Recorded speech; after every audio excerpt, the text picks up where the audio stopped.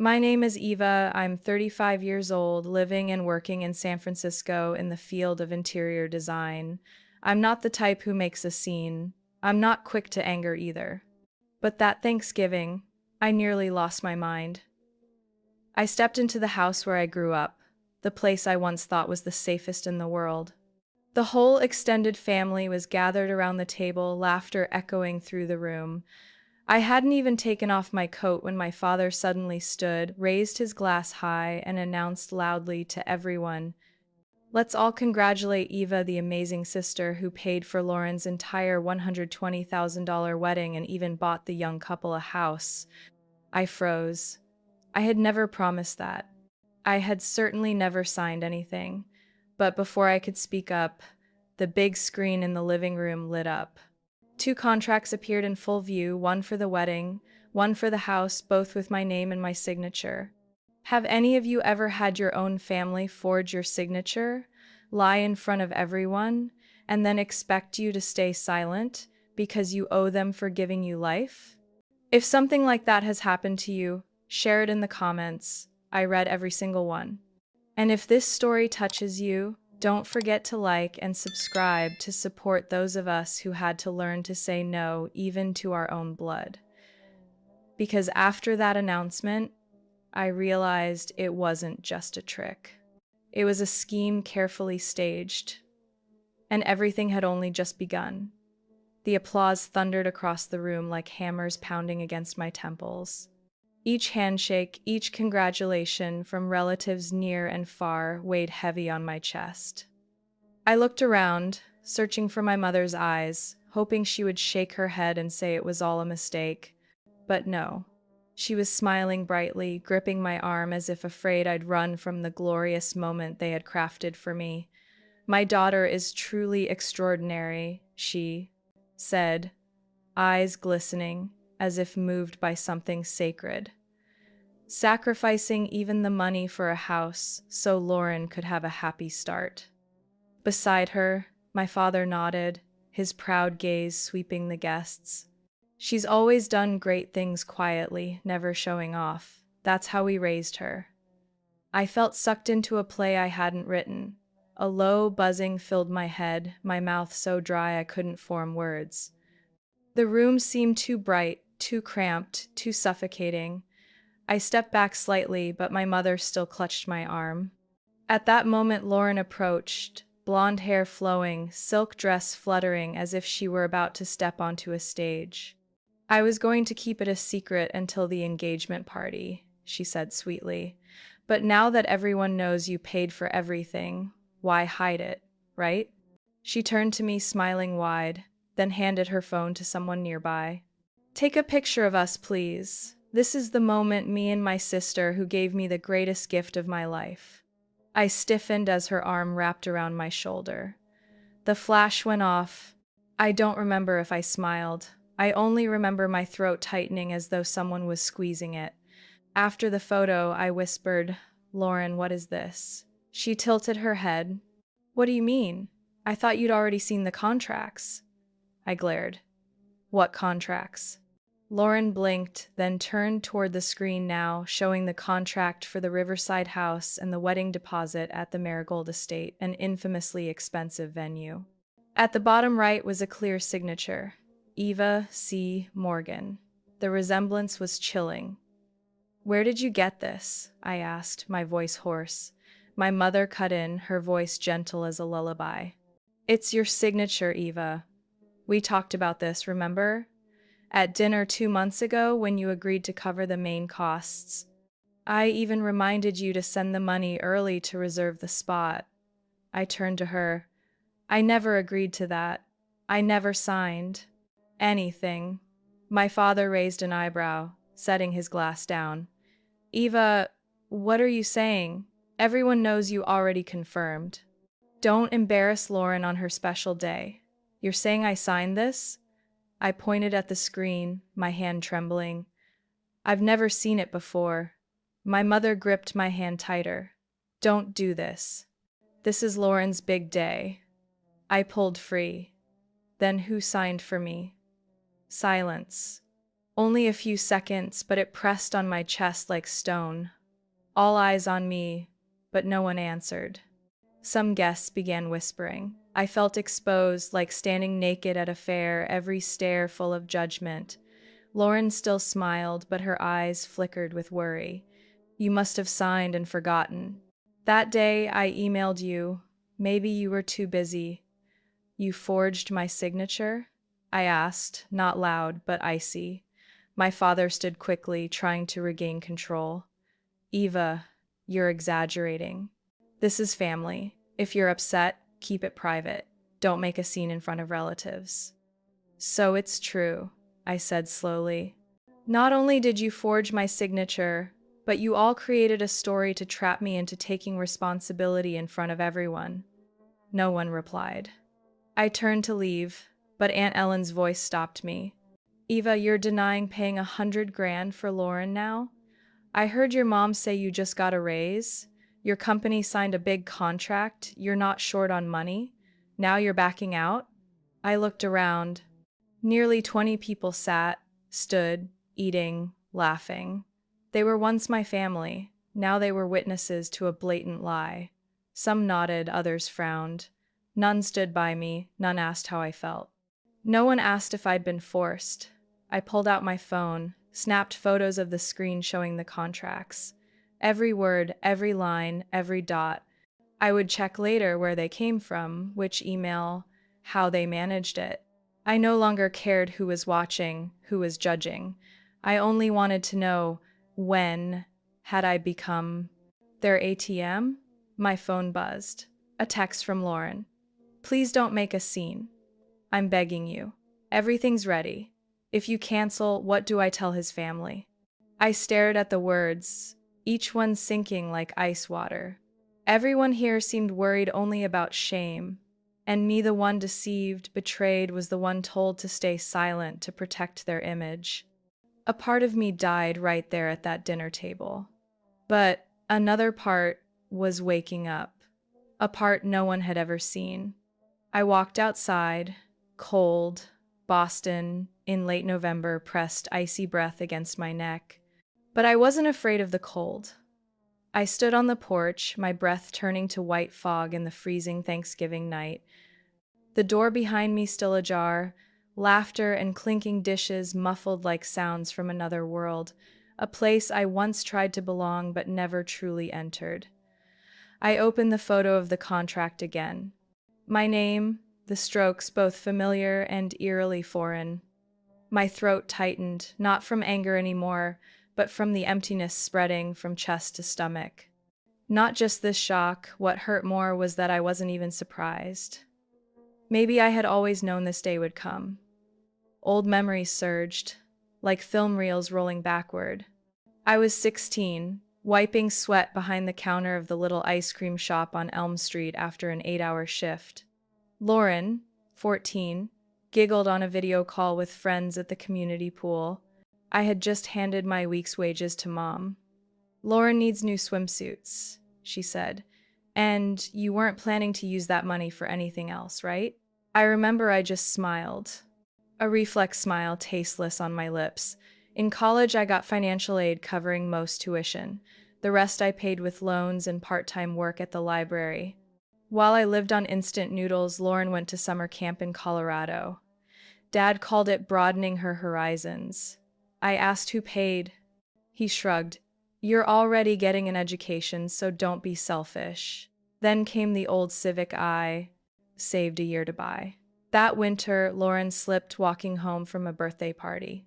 Mom cried, saying it was my fault. If you cared, you wouldn't let her walk alone in weather like that. A week later, my car sat in the garage, but Lauren held the keys. I didn't react. I stayed silent. Then Cancun, her senior spring break. She video called me, showing bikinis, blue cocktails, ocean views. I was in a shared Boston apartment after a 12-hour shift at the furniture store. That month, rent was late because Mom and Dad were tight, and I covered with my credit card. Lauren texted me after her trip. I'll pay you back soon. That text still sits in my inbox, unanswered forever. I once thought if I were patient, if I tried harder, my family would finally see me right. But the more I sacrificed, the more I was taken for granted. They didn't thank me, they expected it. They built Lauren's life on my back, brick by brick, and labeled it family duty. Dad used to say, "You're the older sister, you're stronger. Family means those who have must help those who don't." I once believed that. I thought being an adult meant giving up for loved ones, until I realized they never saw me as loved, only as useful. The riverside house Lauren planned to move into after the wedding was in the neighborhood I once dreamed of. I used to drive by after work, admiring the white porches, rose gardens, and promised myself someday I'd buy one. Yet, now my name was on that contract not as owner, but guarantor. I sat on the steps, hands trembling. The phone rang. "Lauren." I didn't answer. A text followed. "What are you doing? Mom said you're upset, but I don't understand why. I thought you wanted me happy." Happy? In their eyes, Lauren's happiness had always been my obligation. And mine? No one ever asked. I opened my banking app. The most recent charge, $5,200 for premium wedding decor package, the Marigold Estate. I had never registered for their app, yet now they were using my information to spend money as if it were their own credit card. I froze the account immediately, then switched to check my credit report. A new entry appeared.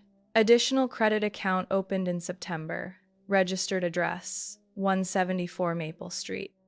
That was my parents' house. I didn't need more proof. I exhaled sharply. I didn't feel paralyzed. I felt awake.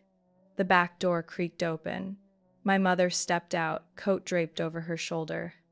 "Eva, are you sitting out here? I've been looking all over for you." I looked at her, my eyes no longer warm. "What do you want?" "I just want to talk. I get that you're angry. But don't let outsiders think our family is falling apart. You forged my signature. You used my name to buy a house, to book a wedding venue. Don't you think that alone is enough for outsiders to judge?" She sighed. "You're successful. I thought this was a small matter. Family is about getting through hard times together." I stood up. "No, Mom. Family isn't where one person carries everything while the others sit back. Family isn't where people invent stories to force someone else to pay their debts. And family isn't where a daughter is made to feel guilty just because she refuses to be used anymore." I walked past her into the house without looking back. Behind me, her voice wavered. "Eva, if you leave, I don't know what Lauren will do. What about the wedding? How will we face the relatives?" I didn't answer. I just kept walking. Some questions no longer deserve an answer. That night, I left my parents' house without anyone seeing me off. My mother still stood on the porch, eyes following me, but she said nothing more. Maybe she was waiting for me to turn back like every other time. But I didn't. Only the sound of my shoes on the damp sidewalk, my shadow stretching long under the dim street lights of the old town. When I returned to my small Boston apartment, I didn't turn on the lights. I sat in the dark, gripping my phone. My thoughts no longer circled anger or hurt. What I felt was a strange urgency, like a wind pushing through a door long shut. I opened my laptop and logged into my bank account. The familiar interface appeared, but under credit, a new line caught my eye. I had never looked there before since I hadn't opened any new cards besides my everyday one. This account had been opened in September, with a limit of $25,000. Applicant Eva C. Morgan, contact address 174 Maple Street. I gasped. That was my parents' house. I clicked for details. The cosigner listed, Fred Morgan. I sat upright. Uncle Fred, my father's younger brother, worked repairing pickup trucks in a small town near the New Hampshire border. We had never been close, but I never imagined he'd be part of this. I called the bank immediately. The operator politely verified my identity, then transferred me to the credit department. After a few minutes, a calm male voice came on. "Hello, Miss Morgan, this is Philip, account manager. How can I assist you?" "I want to verify a credit account supposedly opened under my name in September," I said, forcing my voice steady. "I never opened such an account." Silence for a few seconds. "You confirm you never signed any forms? This account lists two guarantors, you and Mr. Fred Morgan, at the Maple Street address." "I don't live there, and I never signed anything." "Then there may have been forgery. In that case, we'll need you to file a formal complaint and provide ID documents. We'll begin an internal investigation." I thanked him and ended the call. My heart was pounding, but this time not from fear because things were finally becoming clear. I reopened old emails, searching for unusual activity. I found an electronic invoice from the Marigold Estate wedding service, sent to a secondary email I hadn't used in nearly a year. It was tied to the same bank account I'd just discovered. The recovery number for that email? My mother's phone. I saved everything. Statements, IP login addresses, timestamps of changes. Each line of data was a bone, forming the skeleton of truth. And the truth wasn't just that they exploited me, it was that they had stolen my identity to borrow money, sign contracts, spend as if I weren't a living person with the right to say no. I snapped every record, then printed 3 sets, one for the bank, one for a lawyer, one locked in my home safe. The next morning, I visited the attorney James, my trusted friend, had recommended. The office was tucked inside a red brick building in Beacon Hill, cozy but professional. A woman in her 50s greeted me, introducing herself as Clara Benson. Her sharp eyes weren't cold, her posture upright, her tone clear and steady. I laid the file on her desk. When I refused to pay for the wedding, they used my name to sign a house contract, open credit, and borrow money without my knowledge. "Here's the proof." She turned each page carefully, nodding at intervals, her eyes never leaving the documents. "Forgery, unauthorized credit account, and using your address to avoid detection." She looked up. "Do you intend to press criminal charges, or simply protect your credit and stop further damage?" "I don't want them in jail," I said after a pause. "I just want them never to do this to me again, and I want my voice back." She nodded. "I understand. Then we'll file complaints with the bank and the National Credit Bureau. I also recommend you immediately freeze all current credit accounts and change all security credentials." I left with a to-do list longer than expected, but I felt lighter. Not because I knew I'd win, but because I was no longer silent. That afternoon, as I sat at a cafe near the office, my phone buzzed. It was Lauren. I wasn't going to answer, but I did. "Eva," her voice cracked. "Are you really going to destroy my wedding?" "I'm not destroying anything, I'm just taking back what doesn't belong to you." "But everyone's waiting, his family.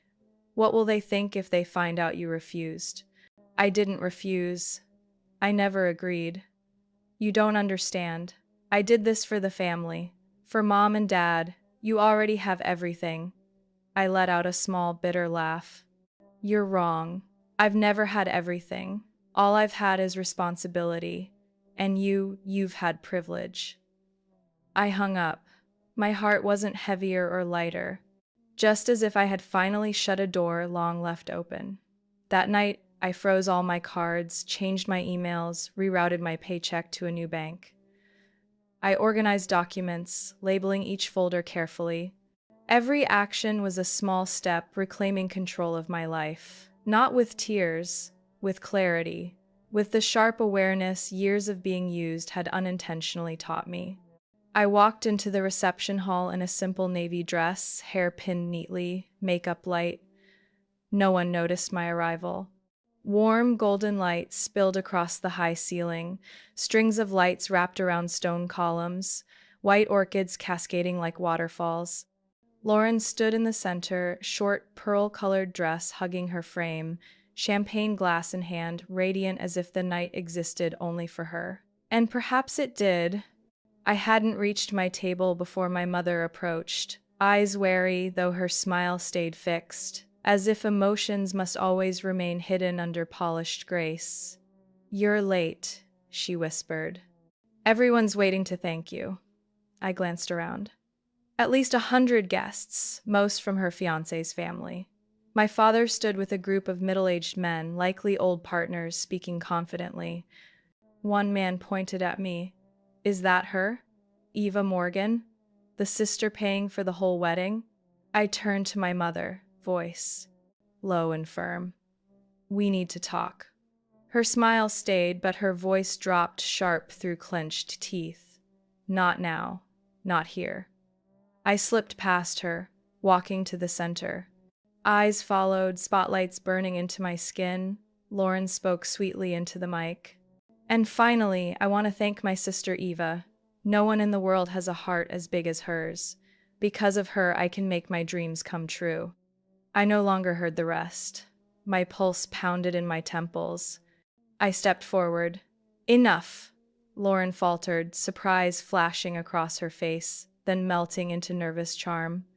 Uh, sis?" I took the mic from her hand, eyes locked on the room. "I never agreed to pay for this event," I said, my voice steady, not loud but firm. "And I certainly never bought anyone a house. What you've been told is a lie." Murmurs rose. A woman near the back whispered to her neighbor. Lauren forced a laugh, touched my arm as if calming me. "You're joking, right?" she said, smiling like it was an ill-timed prank. I brushed her hand off. "You forged my signature." Mom contacted the bank to open a credit line in my name, using their address and even bringing in a co-signer. "I've gathered the evidence." My mother rushed forward, her words rapid but her face still polished. "Eva, don't blow this out of proportion in front of friends. Family matters should stay private." I turned to her. Family chose to put me on display with a fake story, so I have every right to clear it here. My father stepped up, pulling me aside, his teeth clenched. "What are you doing? You're humiliating us in front of everyone." I met his eyes, no longer afraid. "You humiliated yourselves, not me." Lauren suddenly wavered. "You're killing me. You're killing my celebration." Her voice cracked, then she collapsed to her knees, hand covering her face, tears spilling. Shouts erupted. Several people rushed to her. A doctor present bent to check her. Someone screamed for an ambulance. All eyes turned on me, eyes filled with anger. My Aunt Judith rose from her chair. "Eva, for heaven's sake, couldn't you wait until after the party? Do you know how much your mother worried to pull this event together? Do you even have a heart?" I stood still, watching Lauren lying in someone's arms, her eyes half open, mumbling broken words about shame and pain. My mother knelt beside her youngest daughter, patting her back while turning toward me with eyes sharp enough to pierce skin. "Have you had enough, Eva?" she whispered, her eyes red but without a single tear. "This is your sister's wedding, not your courtroom." My father stepped in front of me. "Go home. You've done enough." I looked around the hall, at faces once familiar now, like a forest of strangers. No one asked questions. No one stood to say what I had revealed should be heard. Everyone only feared this moment lasting a second longer. I pulled out my phone, opened the recording app. "I'm not leaving," I said calmly. "Because if you truly want to know who paid for tonight's party, who placed the deposit on the Riverside house, I can spell it out line by line, with proof." No one spoke. Lauren still lay motionless, but no one checked her pulse or breathing. No one called the ambulance back. I looked into her eyes. They held nothing but fear, not fear of me, but fear of the truth. My mother stood, wiping her hands on a napkin, as if she'd touched filth. "You're destroying everything we built. If you keep going, I won't see you as my daughter anymore." I nodded slightly. "You stopped seeing me as your daughter a long time ago. To you, I was only a financial sponsor, an ATM. But I'm sorry, that machine is out of service." No one stopped me as I walked out of the hall. I didn't run. I didn't cry. I simply walked away, through the fractured stairs behind me and the rustle of dresses and suits trying, desperately, to stitch the evening back together. I returned to my apartment in silence. My coat reeked of expensive perfume, mixed with the lingering smell of wine from the party. My heels lay abandoned in the middle of the floor, evidence of a night that ended in wreckage. I didn't turn on the light. The darkness wrapped around me, no longer frightening, more like a thick blanket, protective and discreet. I sat on the edge of my bed, my hands still cold, my mind strangely clear. My phone buzzed. A message from an unknown number. Eva, you don't know me, but I think you should see this. Lauren left her phone at the studio. I happened to read this. Attached was a screenshot of an email. I opened it. The familiar Gmail interface appeared. Sender, Lauren. Recipient, my mother. Subject line, finalize plan. The email's body was sharp as knives stabbing straight into my chest. I took Eva's signature sample from last year's school registration form. It took less than an hour in Photoshop. Uncle Fred said the bank already agreed. The house will be under Eva's name, but after the wedding we'll resell it and split 3 ways. Mom will use her share to handle Dad's issue with Atlantic City. I just need you to remind Eva to cover the wedding deposit on time. She'll hesitate, but then she'll give in. Like always. I couldn't look away from the screen. Each word told me tonight wasn't meant for sleep, it was meant to show me exactly who I was in their script. Not a sister, not family, but a financial cog. A tool. The house I gifted them really just stood as owner wasn't for love. It was for gambling debts. My father's debts. I collapsed onto the bed, the ceiling spinning above me. It wasn't pain I felt, but exhaustion. Everything I once thought was sacrifice for family had only been a stepping stone for their greed. Another buzz. A new message. I'm Elena, the photographer from the shoot the other day. I overheard Lauren talking about you in the dressing room. Honestly, it didn't sound fair. If you want to clear this up, I can send the original PDF of that email.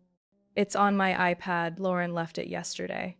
I didn't reply right away. I kept rereading her name, Elena, a total stranger, yet the first person to give me truth I had never been allowed from my own family.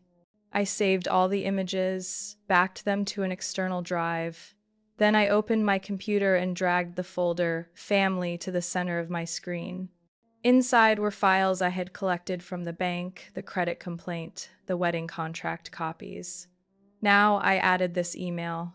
I zoomed in on the last line. Eva won't do anything. She's good at enduring. Not at fighting back. I laughed dry, hollow in the quiet room.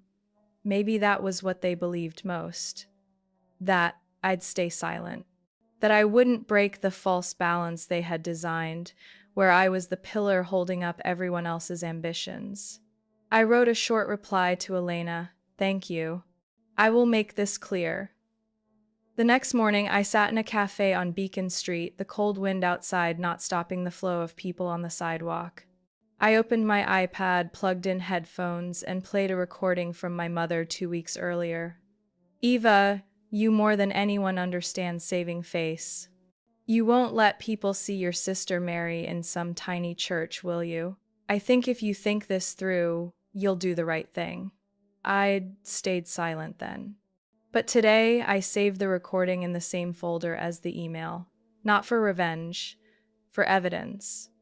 A call came from attorney Clara Benson's office. Her voice was calm, as if she'd handled hundreds of cases like mine. Eva, I've reviewed the house contract and the bank's documents. I'm sorry to say this, but this is no longer a civil matter. They didn't just exploit you, they may have committed a crime. I said nothing. She continued, you have grounds to file charges for forgery, unauthorized credit accounts, and fraud. Even if they're family, the law protects you. I nodded, though she couldn't see me. I don't want to make it bigger than it already is, I whispered. I just want them to stop. Forever. Miss Benson answered firmly. Then we'll follow procedure. You already have evidence. What's left is for you to decide what you want to protect most, mercy or freedom. I ended the call, sitting still in the cafe as it began to fill. Children's laughter echoed outside the window. A spoon clinked against a glass. Life went on, carefree, and me, I sat on the border of two worlds, one of compromise, silence, and nameless cuts, the other of choice, not running, but rising.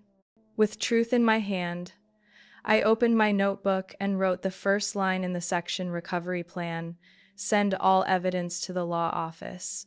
Meet with the bank to close every account linked to my parents. Contact the realtor to verify the entire legal file. Prepare to leave the state. Earlier than planned, I paused, then added a fifth line: ask no one's permission to protect myself. The pen felt heavy, but my shoulders felt lighter than yesterday. Maybe the only sting left was that I had believed loyalty would earn me love. But I was relearning how to love myself, one line at a time, without anyone's approval. That morning had no sunshine, but Boston still hung thick with mist. I sat in a small cafe near Copley Square, usually bustling on weekends but strangely quiet. The only sounds were the grinder whirring and spoons stirring in glass cups. I had planned to work that morning, but a message forced me to change course. Sender Daniel. Eva, I know I have no right to bother you, but I need to talk privately. I won't take long. Just once. I stared at his name.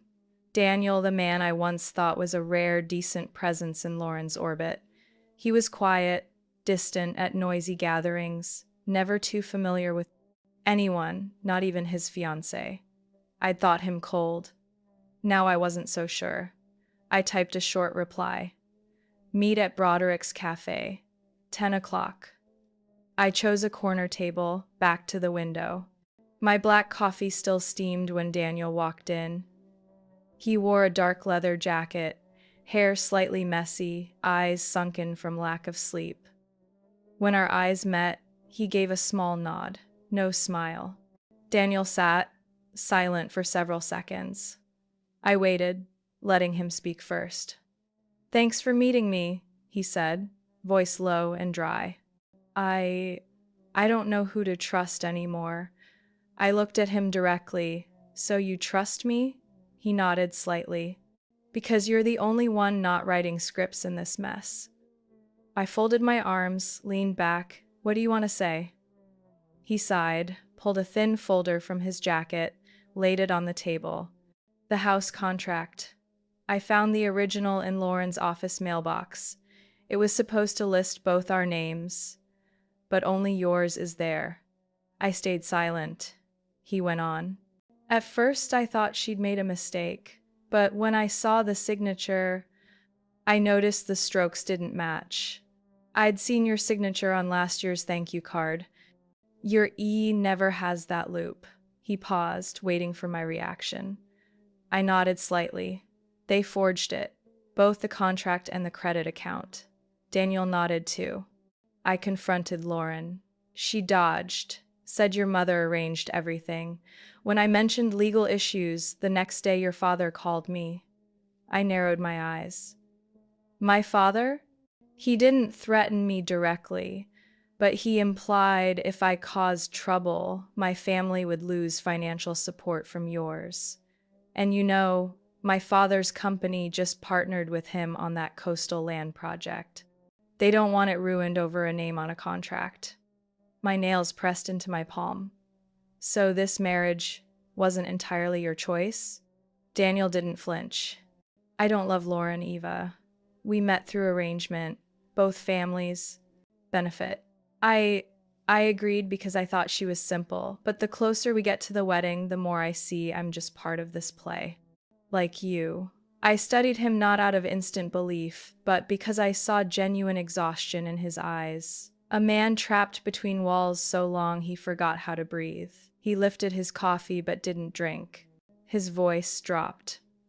I used to think you were strong. Now I think you're alone. I froze, not insulted, but because it was true. I used to think silence kept peace, I said. But silence only teaches others we have no voice. He nodded, gaze distant. I'll call off the wedding. I looked up. Are you sure? My family won't let it go. And you? He asked. Will you stay silent? I froze for a few seconds. Inside me ran two currents. One part wanted to disappear from it all, to escape somewhere else, live quietly with a small apartment, steady work, and a hot cup of coffee each morning. But another part, fiercer, demanded exposure, demanded the truth be seen. I looked at him. I don't intend to make myself a martyr in their eyes, but I won't let them keep hurting me without consequences. Daniel stood, pulling an envelope from his jacket. This is a copy of the contract I printed before handing it back to Lauren. It also has the forged signature. I took it, eyes fixed on him. Be careful, he added, voice nearly a whisper. They may be your family, but they don't see you as part of the family anymore. I clutched the envelope in my hands, feeling as if I was holding a piece of the truth and maybe the last piece that still connected me to them. Daniel turned and walked away, his figure fading into the crowd. I stayed seated for a long while, never touching my coffee. Outside, light rain began to fall. Droplets streaked down the cafe window, smearing like old ink blurred by water. I opened the envelope, looked at the signature.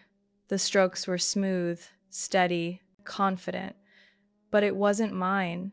It had never been mine, and now it could never be mine again, because I had truly begun separating myself from the name they thought they could use forever. I spent nearly 3 full days putting everything in order, both literally and figuratively. On the desk in my small apartment, folders were neatly organized. One for the bank, one for Attorney Clara, one for the police department, and one for civil court in case it all went public. Included were the recording of my mother, pressuring me to cooperate, emails between Lauren and Uncle Fred about selling the house in my name, the forged contract copies, and Daniel's handwritten statement with signature and date. I don't think I had ever done anything in my life with such precision and calm. No longer chaos, only the cold accuracy of someone pushed to the edge with no way back.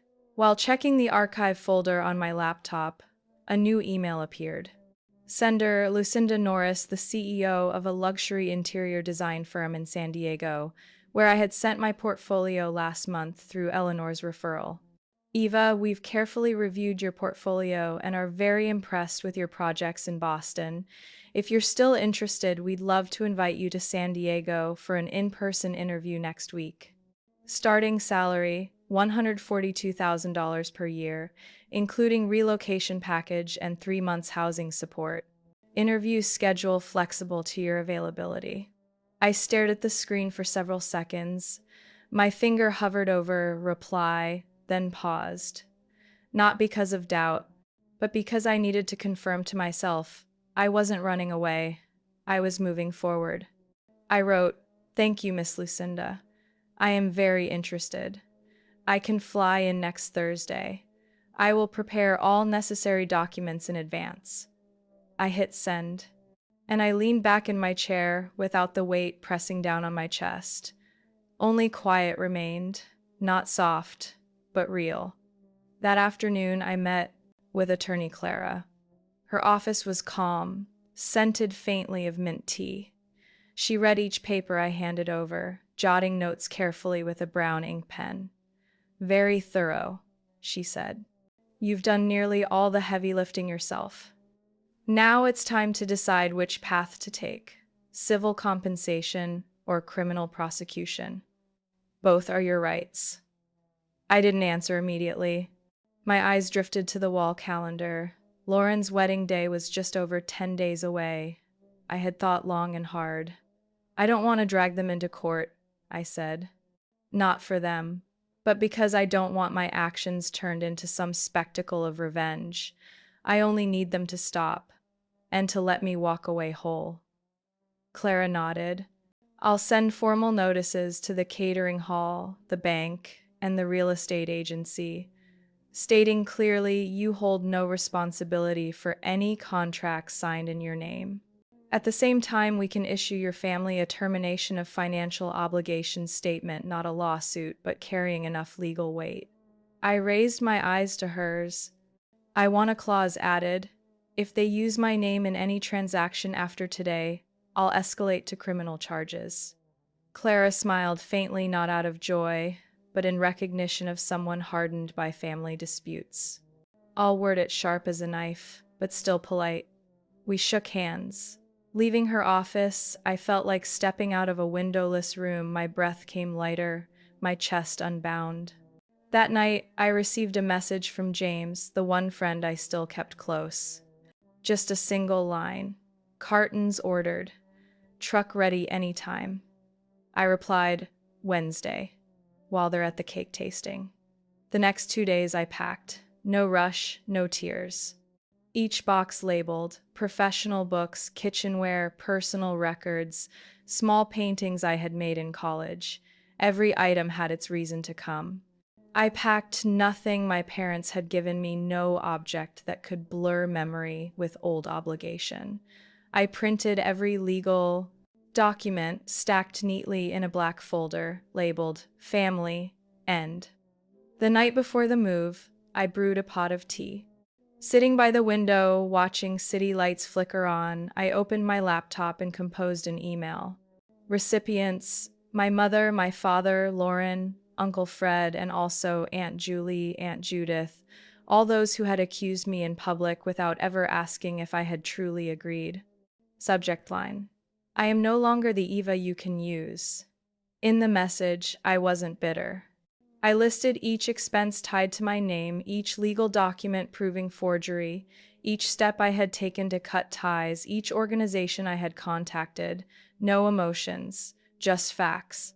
I ended with, I stayed silent for too long, and the cost was not money, but the basic respect I deserved. I am taking it back now. And if any of you cross this boundary again, I will not hold back. I attached the PDF of Clara's notice, then pressed send. Right after, I shut down the laptop and slid it into my bag. I walked to the window, pulling the curtain aside. Below, cars moved slowly, headlights streaking across the damp pavement. I stood still. In that silence, I heard my own breathing steady, even. For the first time in years, it wasn't broken by words I couldn't say. Nothing left to swallow. Because everything I needed to say, I had said. The engagement party was held in the grand ballroom of the Hilton downtown. From the entrance stretched a red carpet, white flowers and glowing candles lined along the hallway into the main room. Violin music floated gently. Glasses clinked, toasts echoed, soft laughter and proud glances filled the elegant space. Every detail crafted to paint the perfect picture of high society. I slipped in through a side door, wearing a simple black square-neck dress, carrying a small clutch. No one noticed me at first. Their eyes were fixed on Lauren, the evening's centerpiece, in an ivory gown with a crystal-embellished neckline. Beside her stood Daniel, his face stiff, behind a thin layer of makeup. On stage, a giant LED screen played their love journey video dates, strolls, the proposal under fireworks edited like a commercial. I sat at the back, slipped a USB drive under the tablecloth onto my lap, and quietly texted, "Ready." The recipient, Marcus the event, sound technician, an old acquaintance from college. We'd once worked together on a senior art project, and when I called for help, he didn't need details. 10 minutes into the cocktail hour, my mother took the stage. She wore a lilac gown with jeweled collar, makeup perfect. Her voice rang through the microphone. "Before we raise our glasses, I want to share something truly special tonight." She turned, finding me with her deliberately emotional gaze. Lauren's sister, Eva, is the one who sponsored nearly this entire beautiful evening. From the venue to the menu, from the couple's future home to Lauren's gown, all thanks to her boundless generosity. Applause erupted. I stood, Each step toward the stage felt like wading through heavy water. Curious eyes followed. As I reached the front, Marcus understood. The screen went black. Silence filled the hall. Then the lights dimmed, and the screen lit again, this time with an email. I took the microphone. "Thank you for that introduction," I said, voice steady. "But we need to set a few things straight. What my mother just told you isn't true. I didn't sponsor this wedding. I didn't gift anyone a house. And I certainly didn't authorize anyone to sign contracts in my name." Behind me, the next slide appeared, the real estate contract with my name, but a forged signature. "This is the contract for the Riverside house, in my name.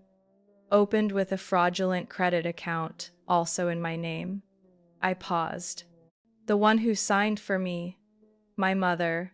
The one who facilitated, Uncle Fred. The one who sent the sample signature to copy, Lauren. Whispers spread like a wave through the proof hall. I clicked to the next slide. On the screen appeared Lauren's email to my mother. I took Eva's signature sample. It took less than an hour in Photoshop. Uncle Fred said the bank already agreed. The house will be under Eva's name, but after the wedding we'll resell and split 3 ways. Mom can use her share to handle Dad's Atlantic City problem. The only sound left was the crash of a glass hitting the floor. I stood still, letting everyone read, letting each word fill the air like gunpowder smoke. I spoke again, this time clear and sharp. "This isn't a celebration, this is theater. And my role was written for me, the financial provider, the voiceless one, never asked, only assumed to always agree." An older woman rose from the middle table. I recognized her as Rachel, mother of Daniel's company's CEO. She leaned to her husband, whispering with visible shock. Daniel sat frozen, fists clenched. Lauren staggered. "Enough!" she screamed, her face pale. "You're ruining my life." "No," I answered. "I'm only stopping you from ruining mine." My father shot up, face red with rage. "Eva, have you not shamed this family enough in front of everyone?" I didn't even have time to react before my father strode onto the stage, his arm swinging as if to snatch the microphone from my hand. But 2 men nearby, one of them I recognized as Daniel's friend, stepped in and blocked him. "Sir," the man said, polite but firm, "you don't raise a hand against a woman, especially when she's speaking the truth." My father recoiled, furious, his face purpling, his hand trembling from being stopped in front of hundreds of people. I stepped back from the mic, letting the screen play the final slide, a letter from Attorney Clara's office sent to the event organizers and other parties. The message was short and clear. I was not involved in any financial transaction. Any use of my name was unlawful. The hall fell, silent. Only Lauren's ragged breathing, faint whispers from a few distant guests, and cold stares directed at my family remained. I lifted the mic from its stand. My voice was steadier than ever. "I didn't come here to apologize, and I didn't come to reclaim anything.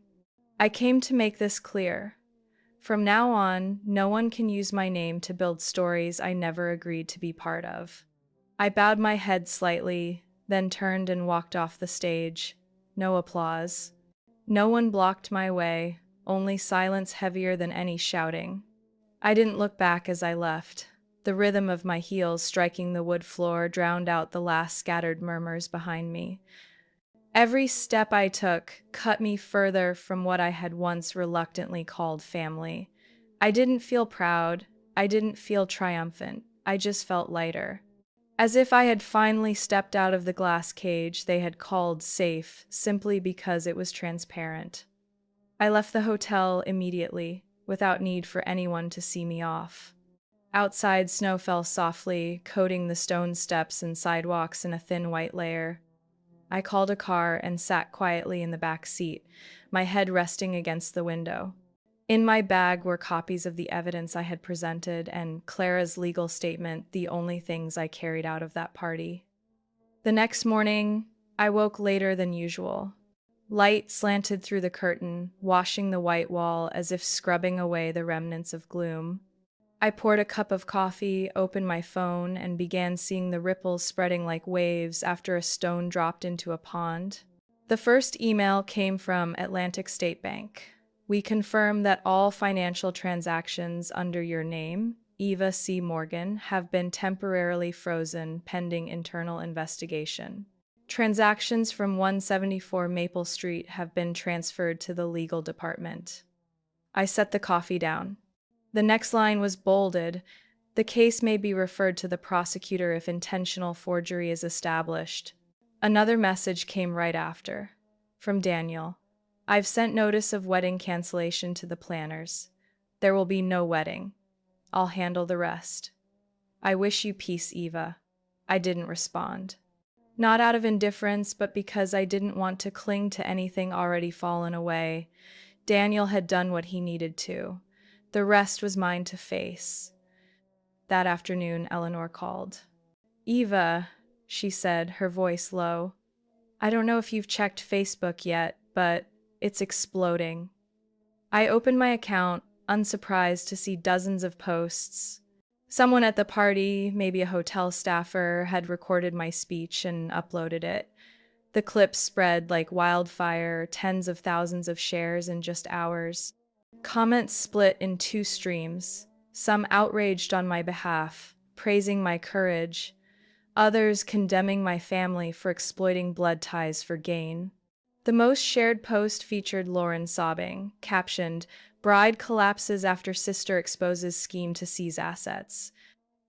I didn't read them all, but I noticed familiar names among those reacting.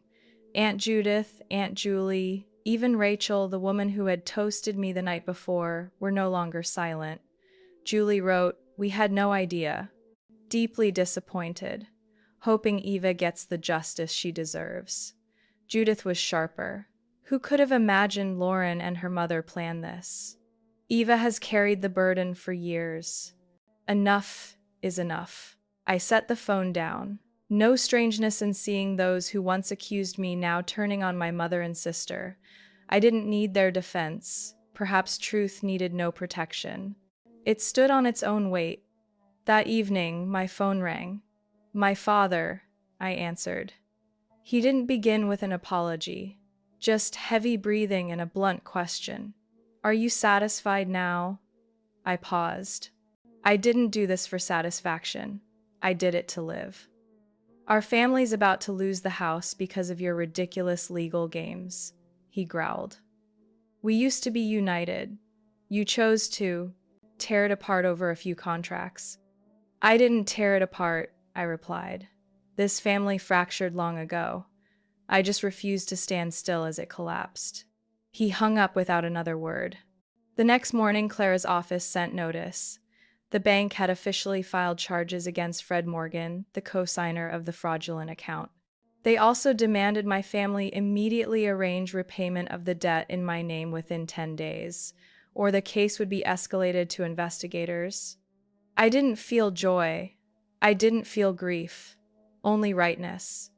Like cleaning a wound, painful but necessary. A week later, Daniel sent one final message. I've moved out of the old house. My family has terminated all contracts with Lauren's side. I hope you find the life you deserve. That same day, Lauren shut down all her social media. My mother was summoned to meet with the bank's legal representatives. And my father, according to a contact on the city council, was removed from the oversight board of the land project. Everything they had tried to build on reputation was cracking. Not because I broke it, but because it had always been a fractured vase, waiting for the truth to touch it. I left Boston 2 days later. On the flight to San Diego, I looked out at a cloudless sky. Below, snow melted away.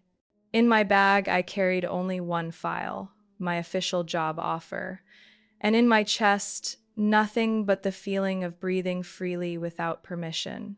I arrived in San Diego on a windy Monday morning. The sky was thin blue like silk, the sunlight soft but enough to make everything gentler. From the airport, a car took me straight to the apartment arranged by my new company. On the third floor of a quiet complex near the beach, it wasn't large, but it was bright, with pale wood floors and a small balcony just big enough for a round table and two iron chairs. I opened the window, letting the sea-salted breeze sweep in, carrying away the last weight of Boston's final days. I hung the small oil painting Eleanor had given me before I left, a window opening out to the sea. The colors so harmonious that every time I looked at it, I felt as though I myself were stepping through that doorway. Beneath it sat an old wooden table holding my coffee maker and a simple vase of flowers. I didn't need much, just enough to call it home. On my first day at the office, I was welcomed with the gentleness of people who didn't need to know my past in order to respect me. Lucinda, the creative director, gave me a tour of the studio where people discussed drawings, compared palettes, and collaborated with genuine excitement, not performance. "We don't chase the market," she said, pointing toward the model houses displayed in the central room. "We design for people to want to live in them, not just show them off in magazines." I smiled. "Then I've come to the right place." My colleagues, Ravi, Natalie, and Claire, were friendly without intruding. They didn't ask why I had moved from Boston. They only asked what kind of coffee I liked, whether I was allergic to lavender, and if I wanted to join the company picnic at the beach next weekend. No probing, no pretense. Just people building life's rhythm again through simple kindness. That evening, I walked along the beach. Sand crunched under my feet, wind brushed my face, and the waves murmured like a soundtrack that needed no editing. I walked slowly, without phone or headphones, just feeling every step, every breath I had long ignored. A few weeks later, I received a handwritten letter with no return name, though the handwriting was so familiar I didn't need to open it to know. I left it on the kitchen table for 3 days, not from tension, but because I felt no urgency. On the fourth morning, while brewing tea, I opened it almost unconsciously. "Eva, I never imagined things would come to this. I don't deny what you said, but do you know how many people you've hurt with your actions? I was wrong, I admit that. But could you not be so absolute? No matter what, I am the one who gave birth to you. I hope one day you come back, just for dinner, with no arguments, no bitterness, just one meal, Eva. I hope you'll forgive." I folded the letter, my hand steady, my heart unmoved. I wasn't angry. I wasn't touched. I understood my mother better than ever, even in her weakness, in her way of writing, I admit, without ever saying I'm sorry. I placed the letter in the bottom drawer, where I kept things that didn't need throwing out but didn't belong close either. On the wooden cabinet, I taped a small handwritten note: "Some bridges must burn so we can step onto the shore of freedom." And I had already crossed. Life in San Diego settled like a small river, neither raging nor stagnant. I began each morning with a jog through the nearby park, stopping at the corner bakery where the old woman behind the counter always greeted me. "The sky's beautiful today, so your heart should be too, dear." At the office, I wasn't anyone's sister, or a daughter burdened with duty, or a background character in someone else's celebration. I was simply Eva, an interior architect with solid designs, a clear work ethic, and most importantly, the right to say no. One late afternoon, Ravi asked me, "If you could go back and change one thing, what would it be?" I stayed quiet for a while, not because I didn't know the answer, but because it was too simple. I would learn to set boundaries sooner. He nodded. No further questions. None needed. That weekend, I went to the company picnic. We spread blankets on the grass, shared homemade food, played song-guessing games, and drew stories in chalk. No one mentioned achievements. No one asked about private lives. When Claire sketched a house, I pointed to the wide-open door and said, "That's where the balcony light comes in. Looking through it, you'll definitely burn down then and like sides. See, peace." Everyone clapped, then shifted the talk to Natalie's salad. No one exaggerated my words. No one made me feel like I owed them anything. And that was why I belonged. Not because I was recognized, but because I was allowed to simply exist in my whole unaltered self. Family isn't the people who demand your sacrifice to keep peace. Family is where no one asks you to give up yourself in exchange for belonging. I had lived long enough to know blood doesn't guarantee that, but sincerity can. And in this new city, among people who shared no name with me, I found the simplest thing: real freedom and kindness without conditions. Have you ever had to walk away from your own kin just to protect your peace? Have you ever faced that painful choice, endure or step away, even knowing loneliness might wait ahead? I chose to step away, not because I was cold or ungrateful as they once called me, but because I learned that family cannot be built on exploiting kindness. I no longer need a forced dinner to be called a daughter. I need to be myself and live a life where I don't have to apologize for growing up. What about you? Are there bridges you've had to burn to find your way toward light? Share your story in the comments. I always read them, because I believe every person has a journey worth hearing. And if stories of family, truth, and courage speak to your heart, subscribe to this channel. Many more journeys lie ahead, stories not to judge, but to understand, to heal, and to grow.